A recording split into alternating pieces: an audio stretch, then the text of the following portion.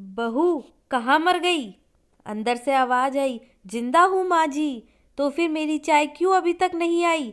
कब से पूजा करके बैठी हूँ। बहू ने कहा, ला रही हूँ माँ जी। बहू चाय के साथ साथ भजिया भी ले आई। सास ने कहा, तेल का खिलाकर क्या मारोगी? बहू ने कहा, ठीक है माँ जी, ले जाती हूँ। सास ने कहा, रहने दे, अब बना दिया है तो खा लेती हूँ। सास ने भजिया उठाई और कहा, कितनी गंदी भजिया बनाई है तुमने। बहू, माँ जी मुझे कपड़े धोने हैं, मैं जाती हूँ। बहू दरवाजे के पीछे छिपकर खड़ी हो गई। सास भजिया पर जैसे कि टूटी पड़ी और पूरी भजिया खत्म कर दी। बहू मुस्कुराई और काम पर लग गई। दोपहर के खाने का वक्त हुआ। सास ने फिर आवाज लगाई, कुछ खाने को मिलेगा? बहू ने आवाज नहीं दी। सास फिर चिल्लाई, भूखे मारोगी क्या? बहू आई, सामने खिचड़ी रख दी। सास गुस्से से, ये क्या है? मुझे इसे नहीं खाना, इसे ले जाओ। बहू ने कहा, आपको डॉक्टर ने दिन में खिचड़ी खाने को कहा है, खाना तो पड़ेगा ही। सास मुंह बनाते हुए, हाँ तू मेरी माँ बन जा। बहू फिर मुस्कुराई और चली गई। आज इनके घर पूजा थी। बहू सुबह 4 बजे से उठ गई। पहले स्नान किया, फिर फूल लाई, माला बनाई, रसोई साफ की, पकवान और भोज बनाया। सुबह के 10 बज गए। अब सास भी उठ चुकी थी। बहू अब पंडित जी के साथ भगवान के वस्त्र तैयार कर रही थी। आज ऑफिस की छुट्टी भी थी तो उनके पति भी घर पर ही थे। पूजा शुरू हुई। सास चिल्लाती, बहू ये नहीं है, वो नहीं है। बहू दौड़ी दौड़ी आती और सब करती। अब दोपहर के 3 बज गए थे। आरती की तैयारी चल रही थी। पंडित जी ने सबको आरती के लिए बुलाया और सबके हाथों में थाली दी। जैसे ही बहू ने थाली पकड़ी, थाली हाथों से गिर गई।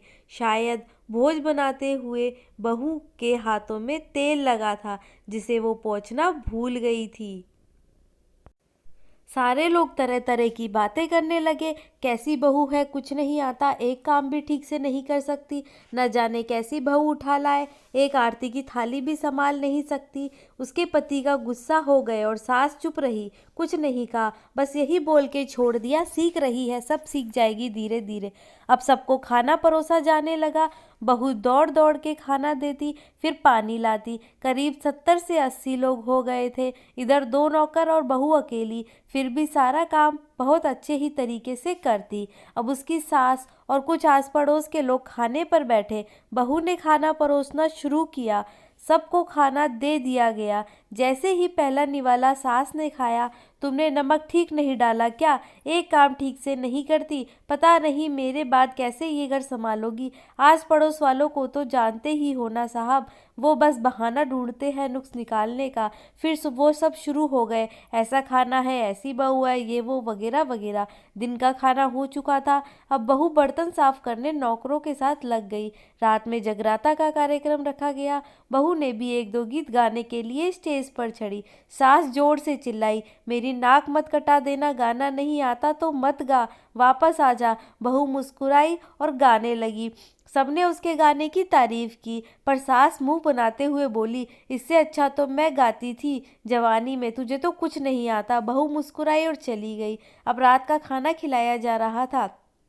उसके पति के ऑफिस के दोस्त साइड में ही ड्रिंक करने लगे। उसका पति चिल्लाता, थोड़ा बर्फ लाओ, तो सास चिल्लाती, दाल नहीं है, फिर चिल्लाता, कोल्ड ड्रिंक नहीं है, पापड़ ले आओ। इधर उधर आखिरी में उसके पति की शराब की बोतल गिर गई उसने एक दोस्त पर और बोतल टूट गई। पति गुस्से से 2 झापड़ अपनी पत्नी को लगाते हुए कहता है, जाहिल कहीं की, देखकर नहीं कर सकती, तुझे इतना भी काम नहीं आता। सारे लोग देखने लगे। उसकी पत्नी रोते हुए कमरे की तरफ दौड़ी। फिर उसके दोस्तों ने कहा, क्या यार, पूरा मूड ही खराब कर दिया, यहाँ नहीं बुलाया होता, हम कहीं और पार्टी कर लेते।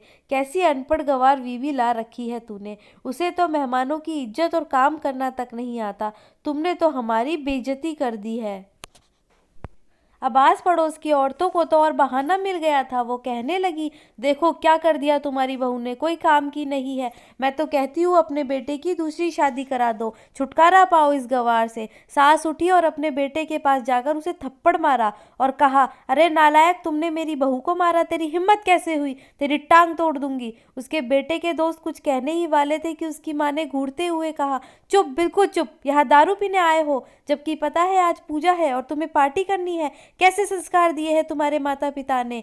और किसने मेरी बहू को जाहिल बोला? जरा इधर आओ, चप्पल से मारूंगी अगर मेरी बहू को किसी ने शब्द भी कहा तो। अरे पापी, तूने उस लड़की को बस इसलिए मारा कि तेरी शराब टूट गई। पापी, वो बच्ची सुबह 4 बजे से उठी है, घर का सारा काम कर रही है, ना सुबह से नाश्ता किया और ना ही दिन का खाना खाया, फिर भी हंसते हंसते हुए, सबकी बातें सुनते हुए, ताने सुनते हुए घर के काम में लगी रही। तेरे यार दोस्तों को तो वो अच्छी नहीं लगी। जूते से मारूंगी तेरे दोस्तों को जो कभी उन्होंने ऐसा कहा। उसके यार दोस्त चुपके से खिसक लिए। अब सास बहू को कमरे में ले गई और बहू को हाथ पकड़कर बाहर लाई। सबके सामने कहने लगी, किसने कहा था अपनी बहू को घर से निकाल के दूसरी बहू ले आना? जरा सामने आओ। कोई सामने नहीं आया। फिर सास ने कहा, तुम जानते भी हो इस लड़की के बारे में, ये मेरी माँ भी है, बेटी भी है। माँ इसलिए मुझे गलत काम करने पर डांटती है और बेटी इसलिए कभी कभी मेरे दिल की भावनाएं समझ जाती है। मेरी दिन रात सेवा करती है, मेरे 1000 ताने सुनती है, पर एक शब्द भी गलत नहीं कहती,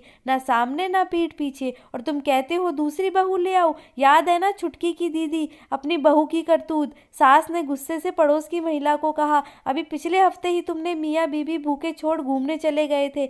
मेरी इसी बहू ने 7 दिनों तक तुम्हारे पैर घर पर खाना पानी भिजवाया था, तुम्हारे पैर दबाने जाती थी और तुम इसे जाहिल बोलती हो। जाहिल तो तुम सब हो जो कोयले और हीरे में फर्क नहीं जानते। अगर आइंदा मेरी बहू के बारे में किसी ने एक लफ्ज भी बोला तो मुझसे बुरा कोई नहीं होगा, क्योंकि ये मेरी बहू नहीं, मेरी बेटी है। बहू सिसकियां लेते हुए फिर कमरे में चली गई। सास ने एक प्लेट उठाई और भोजन परोसा, बहू के कमरे में खुद ले गई। सास को भोजन लाते देख तो बहू ने कहा, अरे माँ जी, आप क्या कर रही हो, मैं खुद ले आती। सास ने प्यार से ताना मारते हुए कहा, डर मत, इसमें जहर नहीं है, मार नहीं डालूंगी तुझे। तुझे नई सास चाहिए होगी, पर मुझे अभी भी तू ही मेरे घर की बहू चाहिए। बहू ने अपनी सास को रोते हुए गले लगा लिया। सास भी रो दी पहली बार और कहा, चल खाना खा ले। फिर मजाक करते हुए कहा, फिर मेरे पैर दबाने चले आना और ये ख्याल मन में मत लाना कि सास पैर दबाने को बोलती है। किसी दिन मैं इसका गला दबा दूंगी, क्योंकि कभी मैं भी यही सोचती थी। फिर दोनों खूब हंसने लगे। दोस्तों, वीडियो पसंद आई तो वीडियो को लाइक कीजिए, शेयर कीजिए एंड चैनल को सब्सक्राइब करना ना भूलिए।